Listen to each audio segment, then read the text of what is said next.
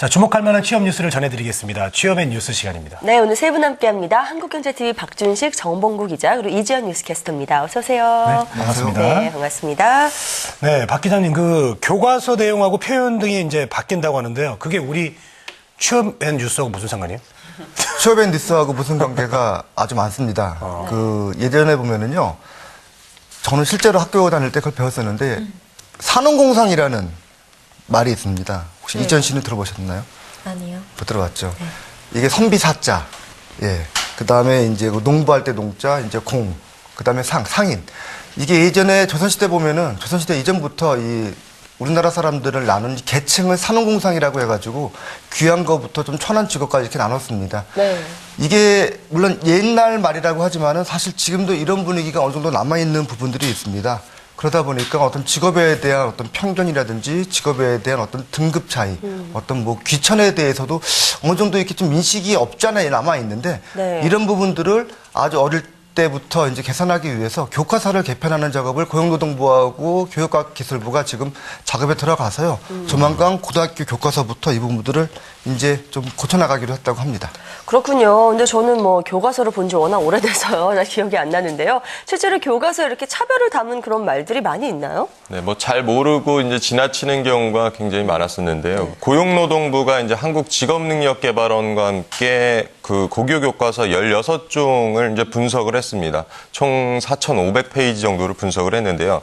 그 교과서에 실린 왜곡된 이 직업관 형성을 조장하는 불합리한 표현을 예를 들자면 이제 전문직이 우리 사회에 우월한 위치에 있다라는 표현이라든가 학력 수준이 높아야 뭐 소득 수준이 올라간다. 그래서 뭐 직업적, 사회적으로도 성공을 할 수 있다. 뭐 이런 표현들도 있었습니다. 네. 그 뭐 전문가나 이런 관련 종사자 또 관리자의 이제 교과서에 자주 언급되는 정도의 그 기술 빈도는요. 실제 직업 종사자 비율과 비교했을 때 3.3배에서 5.6배까지 이제 높게 나타나는 것으로 나타났고요. 기능원, 뭐 기능직과 같은 이런 직업군은 상대적으로 매우 낮은 빈도로 이제 소개가 되고 있다고 합니다. 네. 그렇군요. 네. 대충 들어봐도 전문직은 좀 긍정적으로 또 단순 노무직은 좀 부정적으로 묘사가 된 것 같습니다. 이런 부분들이 왜 중요하냐면요. 그 작년에 여성가족부에서 그런 작업을 했습니다. 교과서에 보면은 아빠는 출근하면서 손을 들고 엄마는 치마를 입고 아들 손을 잡고 이제 아빠 다녀와요라는 표현이 나와 있는 거를 이제 못 쓰게 했습니다. 예, 여자들은 왜 화장실에서 표현을 치마로 돼 있고 남자 화장실 표시는 왜 바지로 돼 있냐. 이건 여성 차별이다. 이게 아주 극단적으로 어떻게 좀 반발을 할 수도 있는 부분이 있지만은 이렇게 어릴 때부터 어떤 교육이라든지 가치관이 그만큼 중요하다는 얘기이기 때문에요. 이런 부분들은 아까 말씀드렸지만은 고등학교 단계부터 들어가고 앞으로는 가급적 유치원 때부터라도 교육을 받을 수 있는 수준의 학생들을 그 청소년들까지도 모두 이런 식으로 새로운 어떤 교과 개편들을 적용할 수 있도록 계속 꾸준히 노력한다는 계획입니다. 그렇군요. 네, 그러니까 어릴 때부터 직업이나 뭐 능력 개발에 편견을 갖지 않고 아이들이 좀 올바른 자기가 하고 싶은 진짜 방향으로 제대로 갈 수 있도록 이렇게 지도를 많이 하는 것이 정말 중요하다는 의미겠네요. 예, 그렇습니다. 정말 청소년 때 교육 상당히 중요한데요. 사실 요즘에 보면 청소년 때 교육도 중요하지만은 저 포함을 해서 이제 어느 정도 중고령자 대학을 졸업하고 직장을 다니고 어떨 때는 퇴직 이후에도 공부에 대한 어떤 학업에 대한 필요가 지금 아주 강한 시대입니다. 그러다 보니까 평생 교육이라는 말이 누군가에게 국한된 특정한 얘기가 아니고 보편타당하게 지금 적용이 되고 있습니다. 그래요. 정말 공부에는 끝이 없는 것 같습니다. 네. 정말 끝이 없다는 거를 이제 22일 다시 한번 저희가 확인할 수가 있는데요. 그래요? 대전에서 네. 이 평생교육에 관련된 세계의 석학들이 대전에 한 자리에서 모인다고 합니다. 예, 교육과학기술부가 주최하는 제4회 NILE 국제학술대회가 오늘 22일 날 이제 열리게 됩니다. 이날의 주제는 뭐냐면요. 일과 학습을 병행하며 사는 삶이 실제로 가능할까? 예, 이런 질문을 던지고 여기에 대한 해답을 세계 석학들이 모여서 한 자리에서 같이 논의한다고 합니다. 네. 뭐 요즘 직장인들도 뭐 회사 끝나고 공부하시는 분들 많고 이제 평생 학습이다 이렇게 얘기하는데 이게 바로 그 선취업 후진학 그거 말씀하시는 거 아니에요? 아주 간단하게 말하면은 박정원 앵커가 얘기한 것처럼 선취업 후진학이 맞습니다. 먼저 네. 어느 정도 일정 부분 취업을 얻은 다음에도 나중에 더 학습을 해야 된다. 그래서 이런 부분에 대해서 솔직히 저는 좀 처음 들어봤는데요. 미국의 그 노던 일리노이 대학의 진 로스라는 교수분이 배우는 방법에 대한 학습이라는 개념으로 어떤 자기 발전을 위한 교수법을 또 강연을 한다 그러고요. 저는 좀 개인적으로 관심이 가는 부분들이 어떤 미국이라든지 유럽의 평생학습도 중요하지만은 이 한국이나 중국, 일본 등의 동북아시아 국가들은 사실 어느 정도 문화라든지 교육 그런 의식이 비슷합니다. 이런 동아시아 국가들의 어떤 그런 평생 교육에 대한 지식을 같이 공유하는 자리가 또 별도로 마련된다고 하니까요. 이 부분에 대해서 많이 좀 참고할 내용이 나올 것 같습니다. 네, 알겠습니다. 네. 자, 이제 다음 소식 알아볼까요? 네, 우리나라 이제 중소기업 이직률이 굉장히 높은 것으로 이제 조사가 되고 있는데요. 아무래도 이제 대기업에 비해서 이런 직원 복지라든가 임금이라든가 이런 근무 여건이 이제 떨어지다 보니까 요즘에 이제 중소기업에 뼈를 묻겠다 하는 젊은이들이 좀 사라진 것 같습니다. 사실 이제 임금도 중요하지만 이런 대부분의 그 체계적인 교육 훈련 시스템이라든가 이런 부분에서 이제 실제 적지 않은 이제 청년들이 취업을 했다가 다시 중소기업에서 나와서 대기업 이직을 준비하는 이런 상황이 벌어지고 있는데요. 네. 또 이제 다양한 뭐 실무를 경험을 할 수 있다는 게 사실은 중소기업에 취업하는 그 장점이라고 할 수 있는데 이 금방 이제 또 대기업에서 어느 정도 기술을 익혔다 하면 스카우트를 해가니까 이런 중소기업의 인력난이 가중되고 있다는 지적도 나오고 있습니다. 이런 가운데 이제 정부가 대기업과 중소기업이 인력 양성에 협력하라 이런 부분에 가이드라인을 마련을 했습니다. 그래요. 대중소기업이 인력 양성을 위해서 힘을 합치겠다는 뜻인데 그럼 가이드라인에는 구체적으로 어떤 내용이 담겨져 있나요? 네, 일단 뭐 가이드라인이니까 사실 뭐 이 법보다는 하위 개념이고 강제성을 띠고 있는 것은 아닙니다. 앞서 이제 말씀드린 것처럼 이제 대기업이 무분별하게 중소기업 인력을 스카우트 해가고 있는 것을 그냥 두고만 볼 수는 없다. 이렇게 이제 이 부분에 제동을 걸겠다는 기본 취지를 담았는데요. 어제 이제 브리핑이 있었습니다. 이와 관련해서 박성희 고용노동부 직업능력정책관의 말을 들어보시겠습니다. 대기업을 중심으로 해서 직접 인력을 키우기보다는 중소기업에서 공들여 키운 인력을 경력직으로 채용하는 경향이 굉장히 커지면서 기술 인력의 이동이 심화되고 있다는 문제인식에서 출발했습니다. 이런 이동성은 직업 선택의 자유, 또 노동시장의 어떤 이동성의 확대 등과 아우러서 불가피한 측면이 있지만 저희가 이런 이동에 관련된 노동시장 내의 합리적인 관행과 규범이 형성되지 못한다면 전체적으로 부의 외부 효과가 초래될 수 있다 이런 인식입니다. 일단 지금 이제 취지를 들어보셨는데요. 사실 이 진짜 심각한 문제는 이 인력이 빠져나간 중소기업이 정말 이제 경영상의 어려움을 겪고 있다는 점입니다. 가뜩이나 이제 취업을 하겠다는 일을 하겠다는 젊은이들을 구하기도 힘든데 애써 이제 가르쳐 놓은 숙련 인력들이 때가 되면 이제 대기업으로 이직을 하는 그러면서 이제 당장 생산에 차질을 빚는 일이 번번하게 일어나고 있습니다.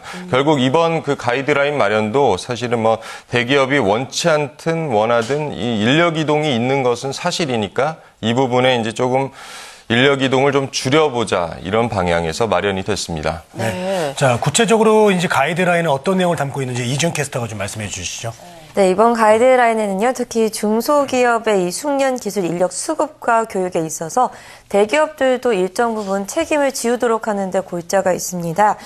대기업이 숙련 기술 인력을 선발하고 교육을 할 때요, 이 협력 중소기업의 숙련 기술 인력 수급과 교육도 그 계획에 포함을 시키도록 했고요. 최근에는 대학들이 많이 이 기업대학들 설립을 하고 있죠. 오늘도 현대백화점 기업대학 출범식이 있다고 합니다. 이 기업대학에서는요, 협력 중소기업의 인력 육성과 또 교육 훈련을 지원하는 것도 이번 가이드라인에 포함이 돼 있습니다. 네. 또 숙련기술 인력이 차별이 아닌 또 합리적이고 정당한 대우를 받을 수 있도록 대기업과 중소기업이 인적자원 관리 시스템을 구축하는 등의 내용도 포함이 돼 있는데요. 고용노동부도 지켜만 보는 것이 아닙니다. 이 국가인적자원개발 컨소시엄 사업과 또 새로운 기업대학 사업 등 고용부가 추진하는 사업을 통해서요. 사업주단체나 대기업이 중소기업 인력 양상을 지원할 경우에 시설 비용이라던가 뭐 여러 가지 지원을 하겠다라는 방침입니다.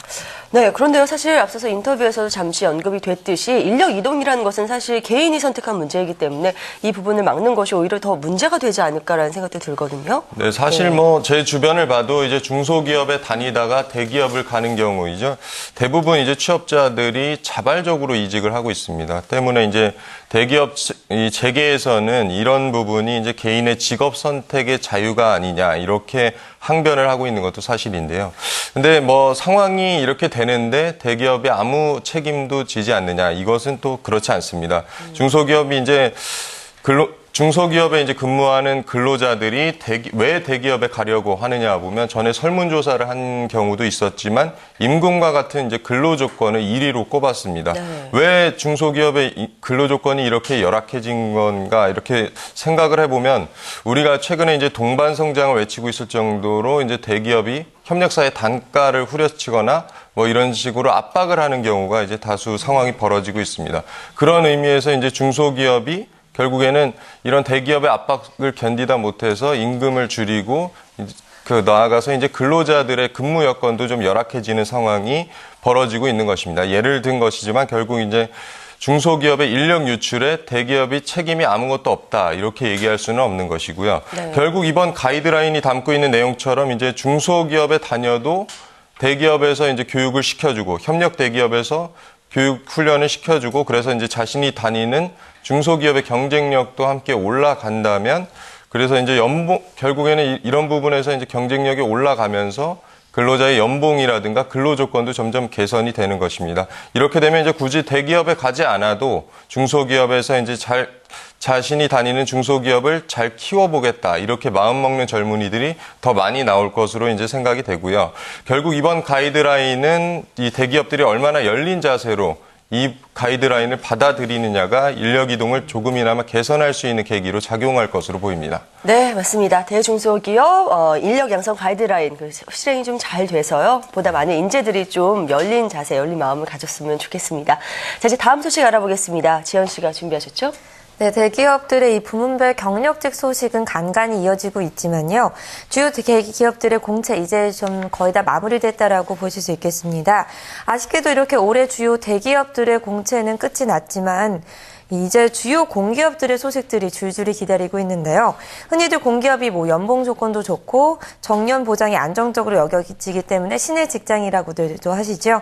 이런 이유로 공기업을 선호하시는 구직자들께 정말 반가운 소식이 될 것 같습니다. 이번 주에 이어지는 근로복지공단 등 주요 공기업의 하반기 채용 소식 오늘 소식으로 준비를 해봤습니다. 네. 자, 이제 올해 얼마 남지 않았는데요. 이 구직자분들 오늘 소식 우리 지연 씨가 전해주는 소식을 꼭 챙겨 들으셔야 될 것 같습니다. 네, 맞습니다. 근로복지공단과 한국전기연구원 등 주요 공기업들 그리고 공공기관에서 채용을 진행한다라고 밝혔습니다. 먼저 이름 그대로 근로자의 복지 증진을 위해 1995년에 세워진 이 노동부 산하의 공공기관 근로복지공단의 채용 소식부터 좀 알아볼 텐데요. 네. 이 근로복지공단에서는 일반직 6급 및 7급 직원을 전국적으로 채용 직원에 나눠서 진행을 합니다. 일반직 6급의 경우에는 특별한 제한이 없지만요. 7급의 경우에는 최종 학력이 이 상업계열 전문계 고등학교 졸업 혹은 졸업 예정자만 지원할 수 있다는 점 알아두셔야 되겠고요. 서류 접수는 이달 21일 이번 주 수요일이죠. 이 근로복지공단 홈페이지를 통해서 인터넷 접수만이 가능합니다. 마감 기한이 말씀드린 대로 내일 오후 4시까지니까요. 얼마 남지 않았죠. 원하시는 분들은 접수 서두르셔야 되겠습니다. 네.